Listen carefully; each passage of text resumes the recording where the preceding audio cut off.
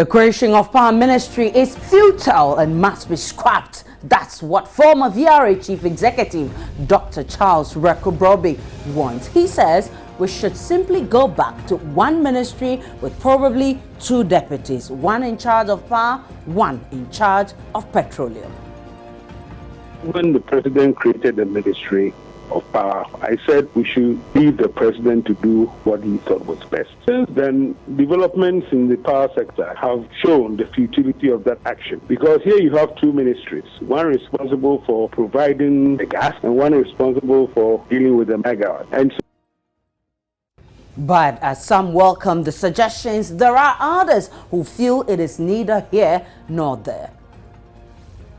I don't think that is a good point to make, because the Ministry of Power was set up for several purposes. To look for investors, to increase investment in generation, was to make arrangements for emergency power facilities to be brought in to augment our domestic capacity. We just have one case of a failure should not negate all that the ministry is doing.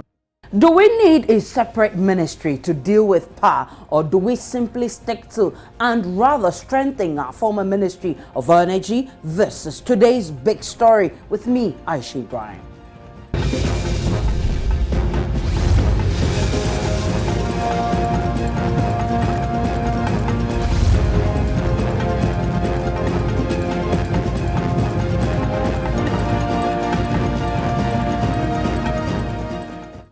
The Power Ministry and Ghana Gas clashed on Tuesday in a blame game over who was responsible for an escalation in the power crisis. The Power Ministry said Ghana Gas Company, which is under the Petroleum Ministry, had shut down to cut supply of gas to the Abozi plant in order to connect its pipe a new Ameri power barge from Dubai. This, the ministry said, has created a temporary fuel shortfall to power the plant. But the Ghana Gas Company responded that the shutdown was done on instruction of the Volta River Authority, an agency under the Power Ministry. Now, the power sector of the Petroleum Ministry was pulled out of the control of the Petroleum Minister Emmanuel Kofi Boa on November 22, 2014. A time when power crisis was biting very hard. Dr. Charles Rekubrobi had urged that Ghanaians give the president the benefit of the doubt when the ministry was created last year. But now he believes a year is enough to make conclusions about the power ministry's relevance and efficiency. Let's hear him now. at the time when the president created the Ministry of Power, I said we should leave the president to do what he thought was best. Since then, developments in the power sector have shown the futility of that action, because here you have two ministries, one responsible for providing the gas and one responsible for dealing with the megawatt. And so this two don't seem to be talking to each other. You would have thought, being in the same building, they might communicate with each other. But clearly, and it's a classic case, what happened yesterday, of the two not quite being in sync with each other. We should simply go back to one ministry with probably two deputies, one in charge of power and one in charge of fuels. Is that call not too early in the day, considering that it's not even a year since this decision was taken? We've seen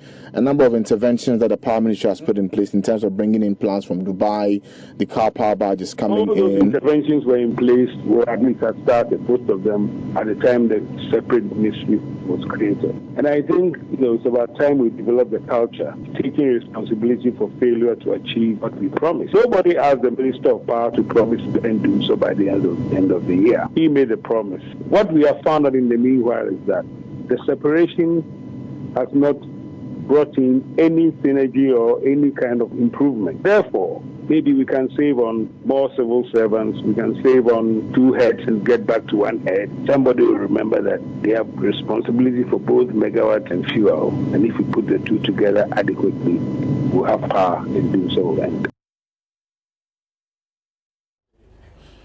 But policy analyst Dr. Mohammed Amin Adams disagrees. About the need to revert to the previous arrangement of the Ministry of Energy and Petroleum. I don't think that is a good point to make, because the Ministry of Power was set up for several purposes. To look for investors, to increase investment in generation, was to make arrangements for emergency power facilities to be brought in to augment our domestic capacity. We just have one case of a failure should not negate all that the ministry is doing. The ministry is barely 1 year old, and people should not expect magic. It will take some time before we begin to see the results. My only worry was that the minister went too far in making promises he cannot deliver within 1 year. I'm not sure that the ministry is fully prepared to deliver what they are telling us they can deliver. And so I would like to advise the minister to move slowly in order not to let people doubt and question his competence. He's a very competent man, there is no doubt about that. But how he takes decisions, how he rushes to the media would undo him. Let's do some analysis now, and in the studio with me to do that is Theophilus Ichampong, Associate of Crystal Energy in the UK. Very welcome on today's big story. Thank you. Theophilus, your thoughts on the blame game between Ghana Gas Company, which is under the Ministry of Petroleum, and the Ministry of Power? Right. Thanks so much. I thought that this sort of is symptomatic of the lack of coordination between the two ministries, because remember, hitherto one of the big issues that was out there was that, well, you didn't need one ministry, and so if you were to unbundle and have a separate ministry for power and a separate ministry for energy, then it would lead to greater efficiency, faster decision making. The processes that leads to IPPs coming to set up would be quickened, but unfortunately that doesn't seem to have happened. And it's symptomatic again of what's happening with this whole gas issue, right, where it looks as though no coordination and no planning had gone into, the fact that you're bringing in these power plants and that you had to tie them in, and therefore you need to have forward plan, in terms of the scheduling, that it would take, for example, 2 days or 3 days, right, to tie in plus or minus an extra day for contingency. But if you look at the statement that have come out from both two sides, we still even don't know when this would be completed. Right. And so citizens have been left more or less in the dark. So do you agree that these two companies, these two ministries, the Power Ministry and the Energy Ministry, should be merged like we used to have some time ago? Well, I think that perhaps we shouldn't even have separated it in the first place. I still don't know what exactly, or the rationale that went into, government deciding to split these two ministries. But I do know, reading the World Bank report, the government has explained that it wanted the Power Minister to concentrate because we had a very big challenge with the generation of power. Probably that's the reason why. Yeah, but that was in reaction to the Dumsor crisis. Exactly. And so the question really is, if Dumsor had not, come, then would we have separated the two ministries? Okay. And so it then points to whether or not there are systemic inefficiencies in the old ministry, and with the setup of the new one, whether those inefficiencies have been addressed. And clearly, from the evidence that we're seeing, that doesn't seem to be the case. I mean, you could argue that it's only 1 year, but most of the staff from the erstwhile Ministry of Energy and Petroleum were moved to the new ministry. But before that, you also do realize that these ministries had deputy ministers. There was a deputy minister for petroleum, you had one in charge of energy, right, and then you also had directors as well, and you had a whole army of people working in these two ministries. Right. And so why then the need at all to separate them? Be that as it may, right, that has happened now, okay, and we cannot just quickly jump the gun and want to go back. I think we should just allow the ministry to at least, the Ministry of Power, to at least temporarily resolve the Dumsor crisis. And then beyond that, we go back to the table to think of whether or not it actually makes sense at all to have separated them in the first place. But you ask the question, you don't understand the rationale behind, separating the two ministries. But government thinks that, look, we need to lessen the burden on the energy ministry, because at a point we thought that there was so much burden on this ministry. So we're separating you. Power Minister will focus on generating power, bringing in private people to support our power sector, and then petroleum ministry would also deal with oil and all the other issues. And so I seriously think that we should look at it again if we want to talk about not separating it at all. Is it not a good idea to separate the two? It's interesting, but remember that the minister doesn't do the work. Okay. You know, the minister has a number of people under him who actually do the work. Right. And one of the reasons, or one of the ideas behind having both of them working together is for better decision making and better planning and better resource management. And so you tend to have, you know, if for example you were going for meetings, if for example you were doing your budgeting and planning, if you had that under one remit, then you could easily see the synchronicity between the different departments. So you've got, for example, Ghana Gas on one side, and then Ghana Gas is supposed to then provide, you know, lean gas to VRA, which then uses that to generate power. Exactly. But now having two separate ministries, it's as though there's an information gap in the middle, and everyone would tend to make decisions on sometimes an ad hoc basis rather than if they were together under one ambit that allows that flow to have taken place. But the most important thing, you see, the consumer doesn't really care about power ministry, petroleum ministry measure. So measure or no measure, the consumer wants the issues resolved and power restored. Is that our biggest issue? Yeah, I mean, for the bottom line for consumers is we need power. We need power to fuel industry. We need power for our homes. And remember, there was one estimate last year by the Institute of Statistical and Economic Research that said that we had lost about 2% of GDP due to inefficient power. So what we do care about at the end of the day is to have enough power in our homes to use our resources and to produce and to go to work and then, you know, have your pay at the end of the day. So this whole debate about whether we should merge or not, is that really what we should be looking at, or what are the issues that's affecting our power sector? It's part of the process of wanting to merge or even, you know, split them apart. It's all at the end of the day ensure that power is delivered. Exactly. But it looks as though that hasn't happened. And I do agree with my colleague Amin, who said that it looked like the minister had rushed a bit too much in, you know, over promising and, you know, come December it's not going to, you know, be the case. Because I remember very well last year when he said that if by December the crisis is not resolved, he would hand in his resignation letter himself. So for us, what we care at the end of the day is having enough power. The process to go through that, be it separating of the ministry or be it, you know, keeping it together, I personally do think that it would have, you know, made a lot more sense to have kept the two ministries together, and then that allows them to focus, you know, and to have a much more integrated approach to power planning and coordinating to do that. Because like I said, you have different deputy ministers who would do the job. You've got different directors and you've got different line managers. And by separating them, you've just brought this big gap between them. But Dr. Amin, like you rightly said, for instance, doesn't have much problem with the separation. He says that, look, 1 year is too short a time to judge whether the separation has worked or not. But what he had warned, or what he's not happy about, is the fact that the Prime Minister has given a deadline of end of this year, which is actually next month. Few days to next month. Okay, so he doesn't foresee that happening. Do you in any way foresee us, you know, enjoying or doing away with DUMSO by next month? I think that's quite unlikely.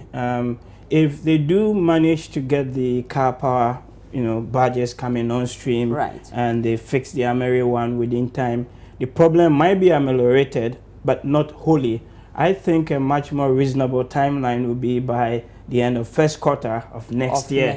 That gives, you know, enough time to actually get the preparatory works that are ongoing in place. Will that end our problem forever? No, no way. This is not going to resolve the issue. The fundamental crisis with the energy sector, as we know, has to do with the value chain, and especially ECG, which is the weakest link within the chain. So if ECG cannot, get enough money or cannot collect tariffs, then they would end up defaulting, and therefore they cannot pay VRE or indeed any of the other independent power producers.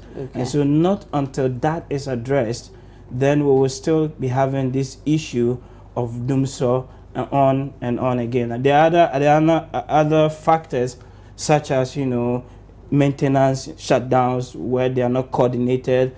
There are other factors such that you have Akosombo, which is a legacy hydro, dwindling because the rainfall patterns aren't that great anyway. But I don't think that by the end of first quarter, even next year, or even by the end of next year, December, we would have resolved the DUMSO crisis. But first quarter, it would you can ameliorate it. You can ameliorate it. So we have a deficit of about 400, 500 megawatts, a day to fill, and the so-called emergency power that is coming on stream, that can stop that gap or fill that gap.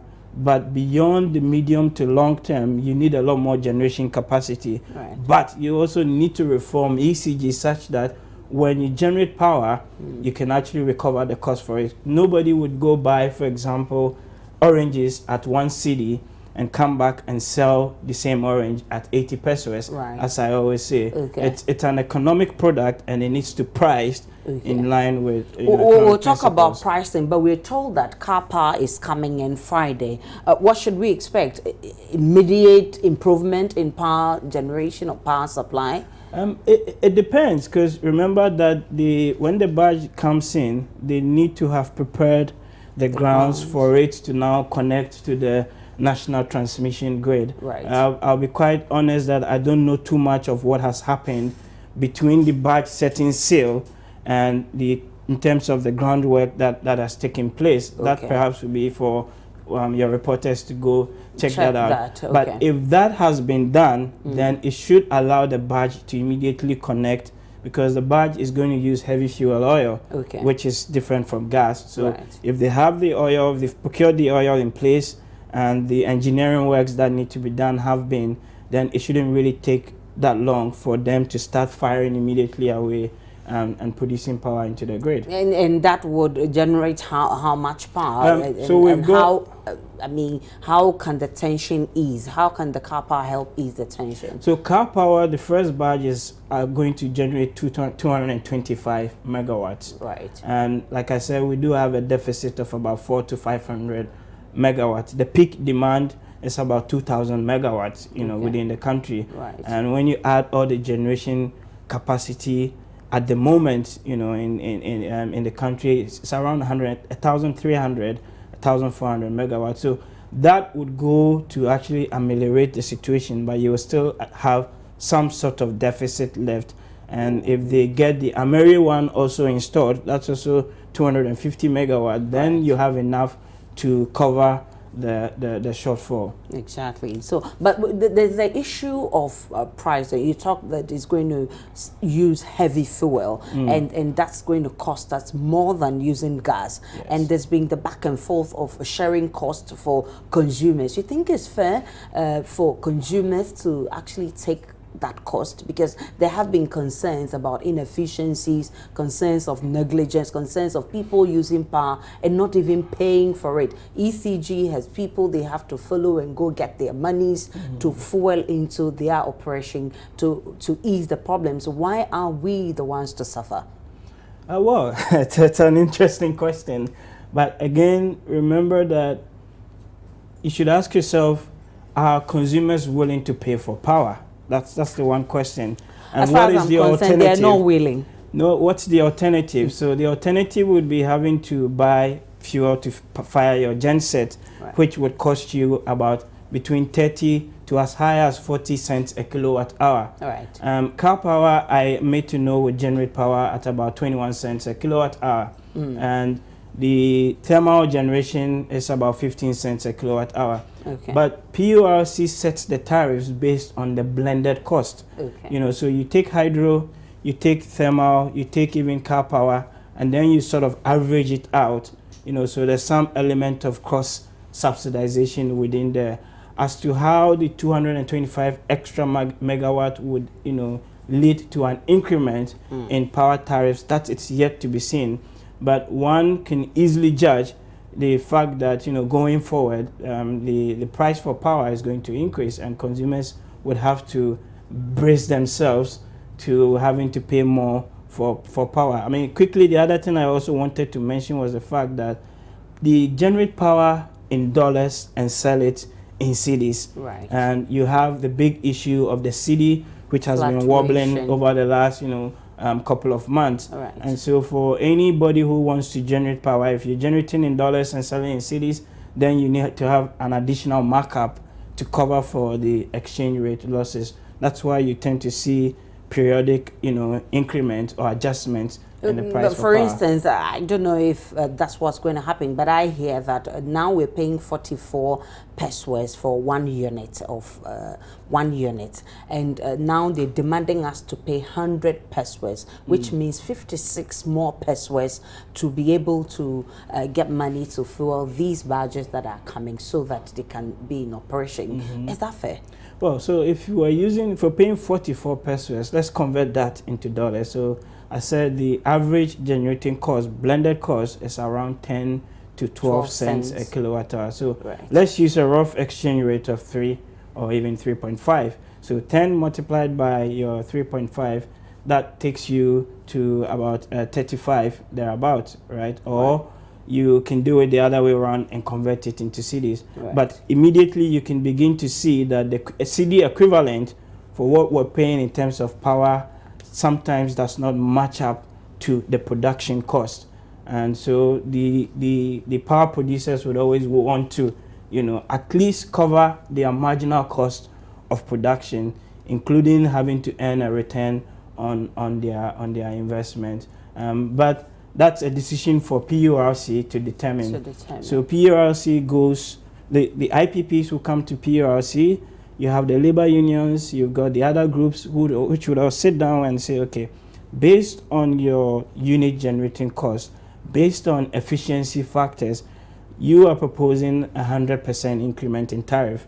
This is what we also think, that it should be 50 or it should be 40 or even indeed 80. But it's a process that the law allows that to take place, and then beyond that, the prices are then determined. But there's been the argument of whether these the power barges won't become white elephants, because in the case where we do not have the money, because here we are owing gas and we've not been able to settle, and if we're told gas is even cheaper, and now we're going to buy heavy fuel, meaning the question now comes, where are we going to get the money to fuel them? In the case or in the event we don't have the money to fuel these car power barge, it means that they're going to become white elephants. And if indeed they become white elephants, what is the cost implication? The cost implications will be big. Just beyond the immediate cost to the economy, you can then begin to think more long term, where you don't have access to power, and so industries have to shut down and people have to be laid off work. But with car power itself, is it going to cost us bringing in and putting them down? Of course it's going to cost. So remember, the agreement is a 10-year agreement. Right. And then you've got an element in which fuel is being sourced to power the plant. But I'm also made aware that they have an escrow account that GMPC provided money, as some sort of guarantee against default by government. And so that serves as some sort of insurance mechanism within which, if they generate power and, for example, government cannot pay, and then they would have to then fall back on that account. So why is the consumer coming in here? Because if this escrow account is there to function, help provide fuel for that, it's not meant to. The escrow account is not meant to be a long-term thing. It's only like a short-term gap. Right. So beyond that, when they generate at 21 cents a kilowatt hour, that needs to be added to the blended cost of generation, and then that is then billed to the end consumer. Okay, so this issue, from the conversation we've had, it's not going to go away now. It can only be limited, or it can be minimized. You talk of first quarter of 2016 where the load shedding can come drastically down, but not to go away completely, right? Yes. So what would be the most efficient strategy you would recommend for us as a country to resolve our power crisis, I mean, going forward? I think going forward, and the good news really is that we have our gas fields coming on stream. We've historically had the challenge where we did not have enough gas coming through the West African gas pipeline, and the charge that we're paying for it was historically also relatively a bit high compared to benchmark international prices.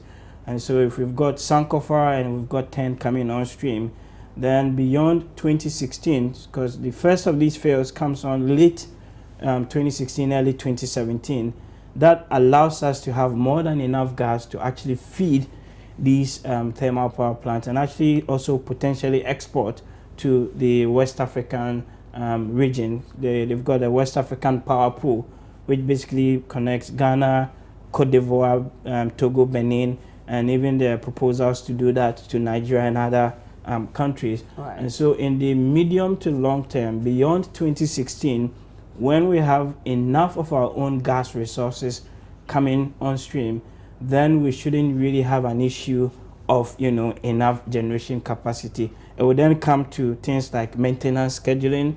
It would then come to things like how PURC, sets the tariffs in line with that. And that's why you can actually see that a number of the companies coming in to want to generate power, the IPPs, are actually thinking more long-term than short-term. So they're looking beyond just 2016 or even 2015 because they now have the availability. The critical element in all of this is fuel. Right. And they've got enough gas which will be coming through Ghana's own oil fields. But just the last bit is the issue of gas pricing has not really been resolved, as far as I know, at the governmental level.